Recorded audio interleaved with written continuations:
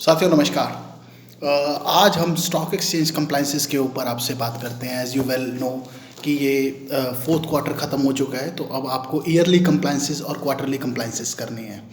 तो एक एक करके हम डिस्कस करते हैं कि कौन कौन सी कंप्लाइंसेस आपके ऊपर एप्लीकेबल हैं। First of all, after the finish of quarter, that's been after the closing of 31st March 2021, आपको with in 7 days 30 subsection 1 30 subsection 2 में प्रमोटर डिस्क्लोजर देना होता है कि पीएसी पर्सन एट कंसर्न कितने परसेंट शेयर होल्डिंग है उनके पास कंपनीज की। इसकी कोई लिस्टिंग सेंटर के ऊपर अपलोडिंग नहीं होती, ये आपको सिर्फ बाय मेल ही उन्हें इंटीमेट करना होता है। इसका प्रॉपर कंप्लायंस का ये तरीका है कि प्रमोटर्स अपनी तरफ से स्टॉक एक्सचेंज को भी भेजते हैं, कंपनीज़ को भी भेजते हैं, और कंपनीज़ एक लेटर हेड लगा के सारे जितने भी प्रमोटर्स का उन्हें टाइम टू टाइम मिलता है डिस्क्लोज़र, वो बीएससी को या एनएससी को इंटीमेट करती हैं। ये आपको विद इन 7 days करना होता है।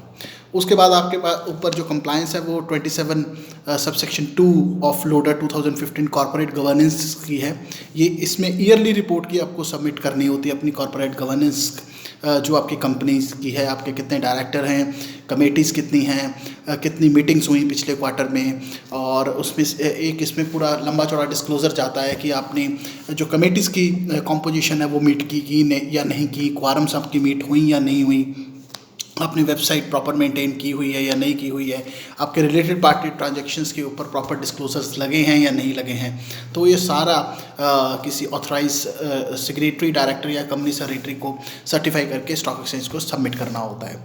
उसके बाद 13 सबसेक्शन 3 ऑफ लोडर 2015 का इन्वेस्टर कंप्लेंट्स, ये आपको आरटीए से एक सर्टिफिकेट मिलता है। ये ई फाइलिंग के ज़रिए बीएससी लिस्टिंग सेंटर में आपको अपलोड करना होता है। ये इसकी कोई फिजिकल सबमिशन नहीं होती, जस्ट एक वेब सबमिशन है कि आपकी ओपनिंग कंप्लेंट्स कितनी थी, आपने नई कंप्लेंट्स कितनी है, रिजॉल्व कितने की और पेंडिंग कितनी रह गई। एक छोटा सा फॉर्म है जो आपको फिल करना होता है। कॉर्पोरेट गवर्नेंस की थ्रू XBRL फाइलिंग होती है, दैट्स इट। और कोई physical submission corporate governance report में नहीं होता है। उसके बाद 7 सबसेक्शन 3 आरटीए और कंपनी एक जॉइंट सर्टिफिकेट देते हैं रिगार्डिंग द डिस्क्लोजर की, जो भी उन्होंने प्रॉपर डेटा एक फिजिकल या इलेक्ट्रॉनिक मोड में जो मेंटेन किया हुआ है उसके बारे में डिस्क्लोजर अंडर सेक्शन 7 सबसेक्शन 3 में देते हैं। उसके बाद शेयर होल्डिंग पैटर्न, आपकी कंपनी का क्या शेयर होल्डिंग पैटर्न है, ये आपको विद इन 21 days देना होता है। जो कॉर्पोरेट गवर्नेंस रिपोर्ट है वो आपको विद इन 15 days देनी होती है। जो इन्वेस्टर कंप्लेंट्स है वो आपको विद इन 21 days देनी होती है 13 सबसेक्शन 3 में। और जो 7 सबसेक्शन 3 की रिपोर्टिंग है आरटी और कंपनीज जो एक जॉइंट सर्टिफिकेट देते हैं उसकी रिपोर्टिंग आपको विद इन 30 days करनी है। शेयर होल्डिंग की लिस्ट ऑफ जो आपका शेयर होल्डिंग पैटर्न है, ये डेटा आपको आरटीए से मिलता है।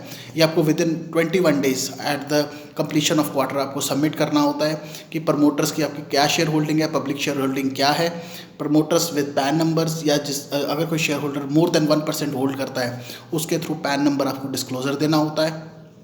ये डेटा आपको कंप्लीट आरटीए से मिलता है और वो अपने XBRL मोड में थ्रू अंडर 31 लोडर 2015 में आपने विद इन 21 days सबमिट करना होता है रिस्पेक्टिव स्टॉक एक्सचेंज को। उसके बाद आपके फाइनेंशियल रिजल्ट्स आ जाते हैं अंडर रेगुलेशन 33। ये आपको विद इन 60 days अब सबमिट करने हैं। फर्स्ट 3 क्वार्टर्स में आपको with in 45 days at the completion of quarter में करने होते हैं, लेकिन जब एनुअल रिजल्ट्स आपके बनते हैं वो विद इन 60 days आपको करने होते हैं सबमिट।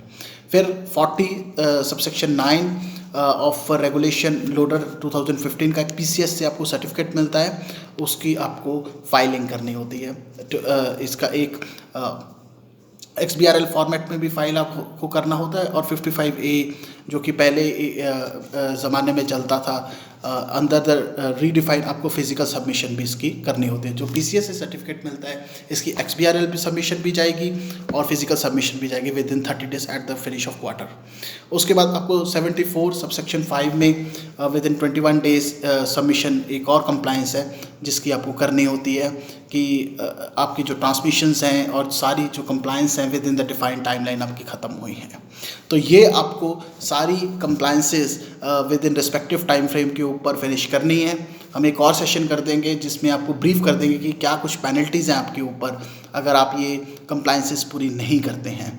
तो प्लीज़ आप अभी भी आपके पास अच्छा खासा टाइम है, आप कल से ड्यू डेट स्टार्ट हो रही हैं, आप प्लीज़ अपनी compliances with in defined timeline पूरी करें। कई लोगों का सवाल है कि कोविड की वजह से कुछ एक्सटेंशन, अभी किसी कहीं भी लॉकडाउन नहीं है, तो अभी कोई रिलीफ मिलने वाला नहीं है किसी भी आपको कंप्लाइंस में, अनलेस कुछ फाइनेंशियल रिजल्ट्स में कुछ प्रोविजंस हैं, लेकिन आप अभी कोई ऐसी एक्सटेंशन की बात नहीं है या फर्दर उसकी कोई चीज़ नहीं है। आपको ये compliances with in defined timeline पे कंप्लीट करनी है, वरना पेनल्टी चार्जेस आपके ऊपर लगेंगे। Thank you for watching.